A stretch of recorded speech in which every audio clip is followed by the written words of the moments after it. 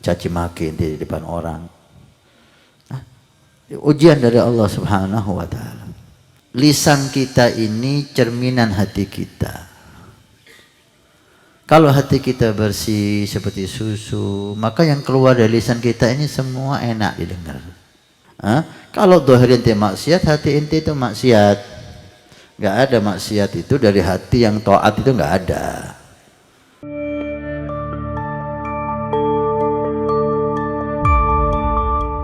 Wa rubbama tasallatul khalqu ala ba'dil muridina bil idai wal jafai wal dhammi. Kadangkala Allah Subhanahu wa ta'ala menguji para santri, para dai, para salihin yang betul-betul ingin sampai kepada Allah, al-mu'min. Dengan apa ujian itu? Dengan gangguan dari masyarakat, dengan jafa. Jafa itu minal idza. Kalau idza gangguan secara serius, langsung ganggu gitu, mencaci, mendolimi, memukul. Jafa berbuat jelek, fitnah. Enggak nyapain assalamualaikum enggak jawab.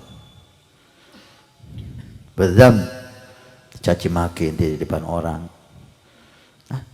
Ujian dari Allah Subhanahu wa ta'ala. Fa in bulita bi syai'in min dalik, kalau kamu mendapat ujian itu, fa alaika bisabri, maka hendaknya kamu sabar. Dan wa talqil mukafah, jangan sampai membalas. Orang yang berbuat jelek, mencaci, mendolimi, memfitnah, ini menunjukkan siapa dia.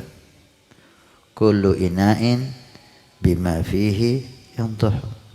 Semuanya tempat itu akan mengeluarkan isi tempat itu. Ini gelas nih, kalau isinya air, maka yang keluar apa?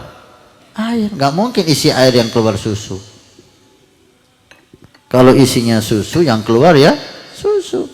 Kalau isinya kotoran, yang keluar ya kotoran. Lisan kita ini cerminan hati kita. Kalau hati kita bersih seperti susu, maka yang keluar dari lisan kita ini semua enak didengar. Nasihat, pujian, senyuman.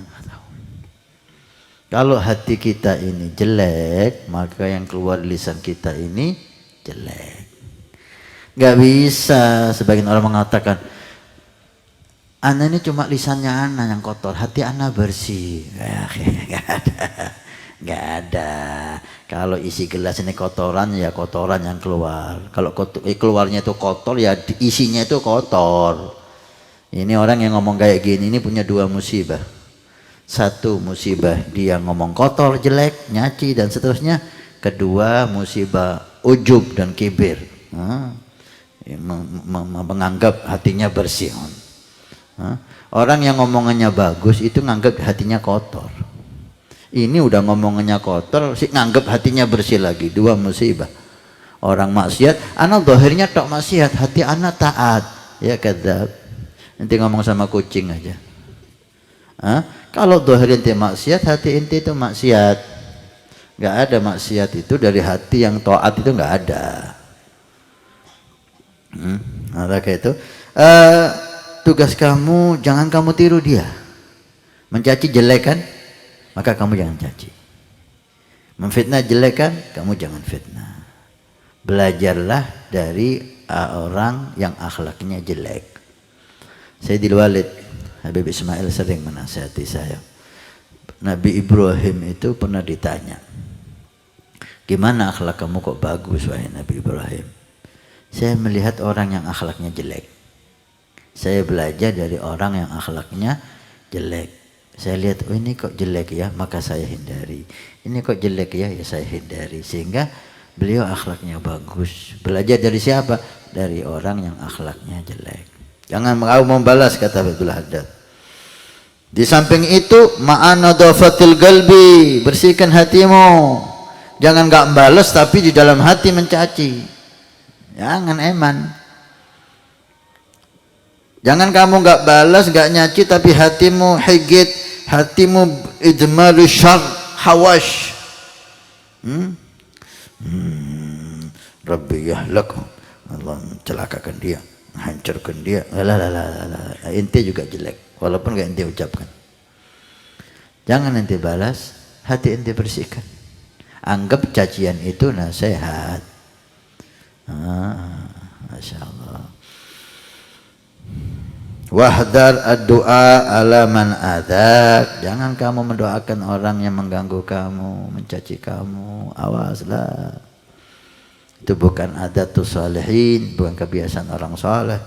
Mendoakan jelek kepada orang-orang yang mendolimi kita.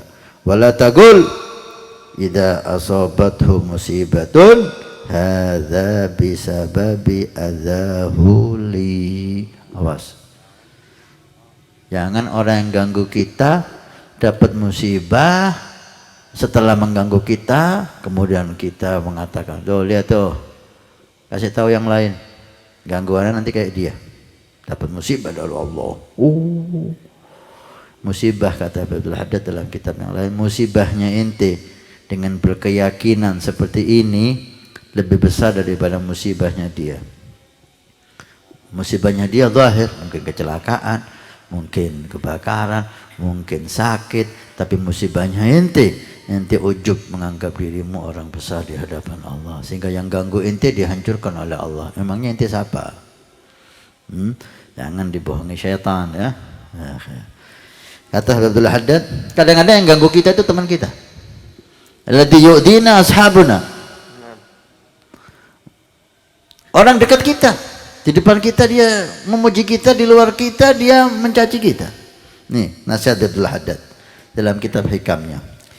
Idza anastu min khillin jafa. Ketika aku lihat dari temanku, khillin sahabatku, kok nyaci kita, kok memfitnah kita di belakang. Fala ajfu wa in huwa qad jafani. Maka yang aku lakukan, aku enggak balas, aku fitnah juga dia, enggak. Ana lain sama dia. Ana diajari untuk memaafkan, khudil afwa wa'mul bil urfi wa'rid anil. Apa yang aku lakukan? Lakinni ufarikuhu birifkin wa umsiku an tanawulihi lisani. Apa yang aku lakukan? Ini enggak pantas jadi sahabat. Aku jauhi dia pelan-pelan. Jangan orang yang memfitnah ente di belakang, mencaci ente di belakang, ente jadikan sahabat. Enggak lebah lu ente. Orang-orang semacam ini bukan tidak pantas jadi sahabat kita. Kalau assalamualaikum waalaikumsalam, saya jauhi pelan-pelan, dan saya enggak pernah mencaci dia. Masya Allah. Nasihat ya, nasihat supaya kita tambah baik, tambah baik. Ini mudah diucapkan tapi sulit diamalkan. Ini yang ngomong nih belum tentu bisa ngamalin, tapi kita berusaha ya pelan-pelan.